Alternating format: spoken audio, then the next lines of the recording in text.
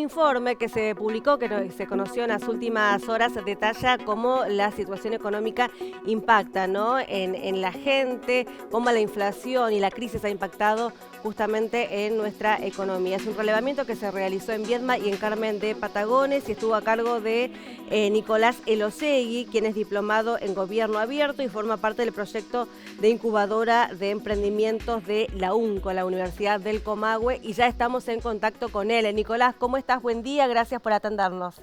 ¿Qué tal? Buenos días para usted y la audiencia. ¿Cómo están? Bueno, todo bien por acá. Bueno, contanos cómo surgió este relevamiento que hiciste sobre todo allí, ¿no? En Viedma, en la comarca, Viedma, en Carmen de Patagones.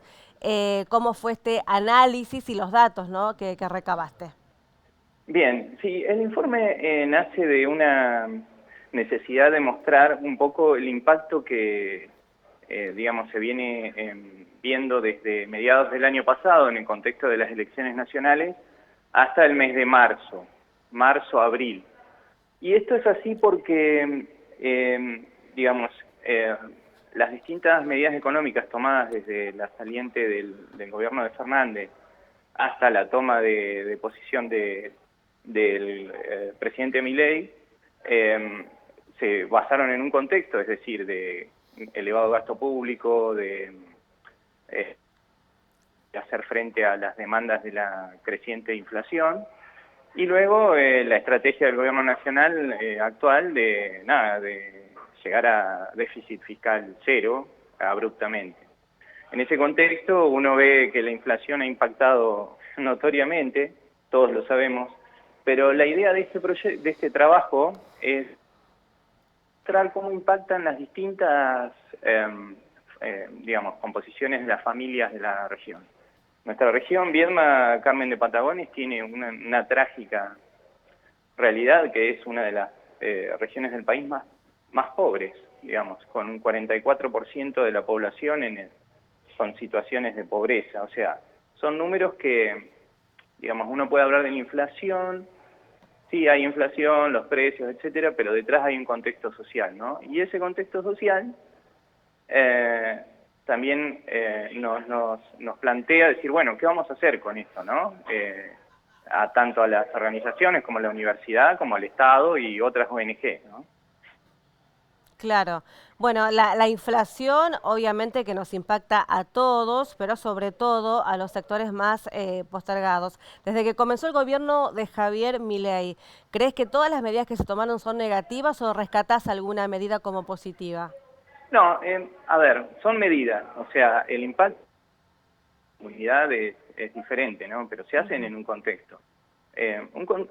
¿A qué viene este tema? O sea, lo que plantea este trabajo es que hay un cambio de paradigma, es decir, hay un cambio de la forma en la cual vamos a ver el país y la economía del país durante un largo periodo de tiempo, es decir, durante tal vez un mandato o el tiempo que le lleve a este gobierno llevar adelante sus medidas políticas, ¿no? Típico, lo vimos también, digamos, con el plan austral, cuando había un plan de estabilización, digamos, la economía concentrada subió los precios previendo un dólar alto, que es lo que ocurrió esta vez. Hubo un tirón muy fuerte de la demanda con los excedentes que generó las políticas, digamos, un poco dispensiosas del gobierno anterior por el tema de las elecciones. Entonces hubo un gran gasto de aquellas personas, familias que tenían excedentes, eso llevó a la subida de precios.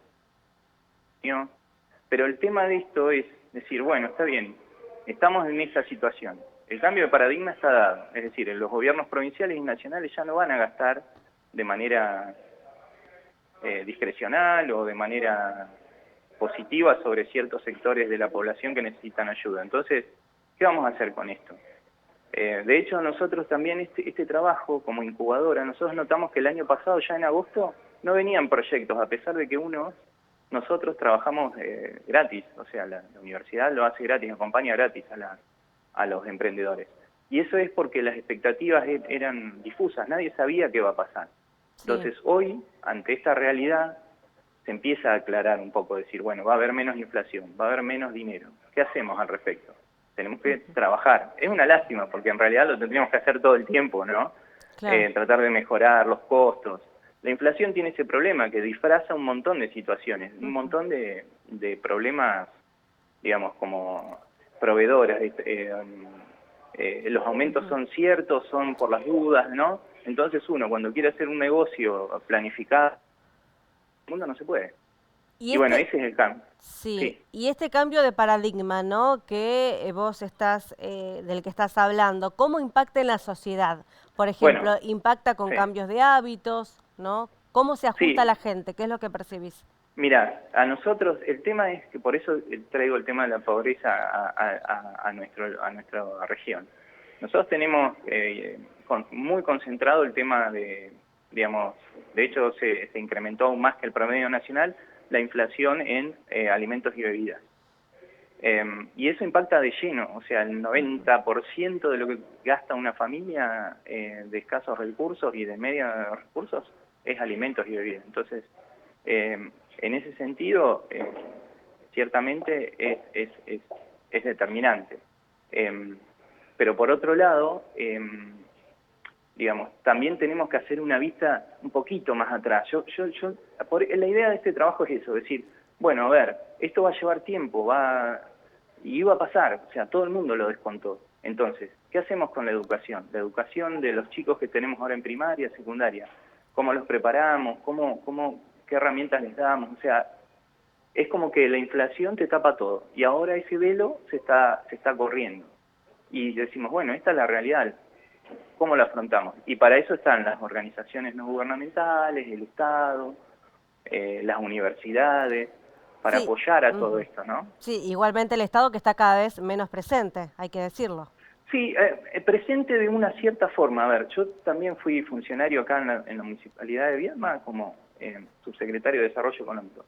Y hay un montón de cosas que podemos hacer como Estado que no tienen que ver con dinero.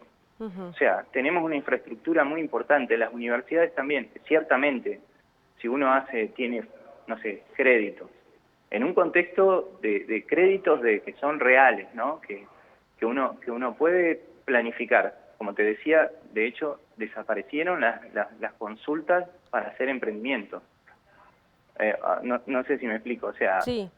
es el peor contexto. Entonces, el Estado tiene formas de hacerlo, digamos, tiene gente capaz. Yo conozco gente capaz dentro del Estado y articulando bien, conscientemente con las universidades y las organizaciones no gubernamentales, yo creo que tenemos una gran oportunidad ahí.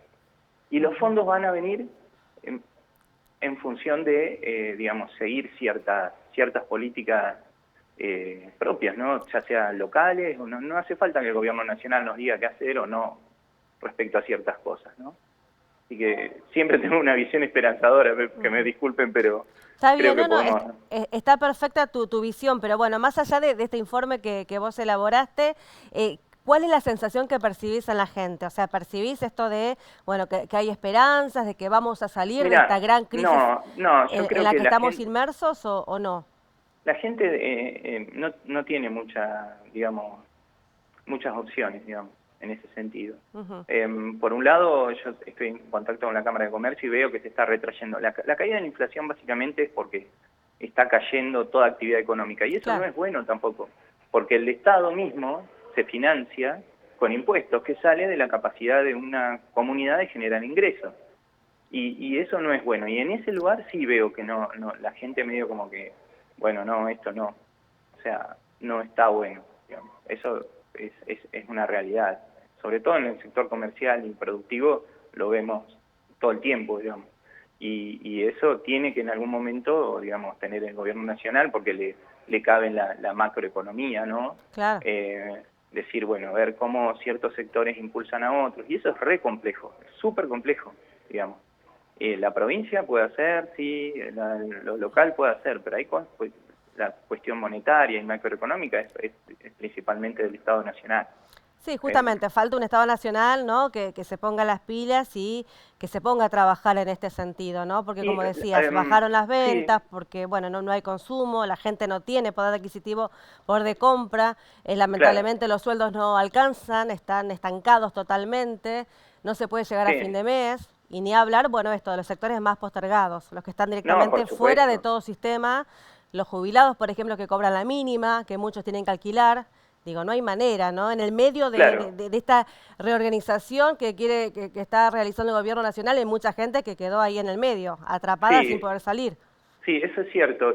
Pero ¿sabe qué? El principal, el impuesto más regresivo que hay para todos, y sobre todo para la gente que no tiene capacidad de ahorro, estamos hablando del 70%, 70 y pico por ciento de la comunidad, es la inflación.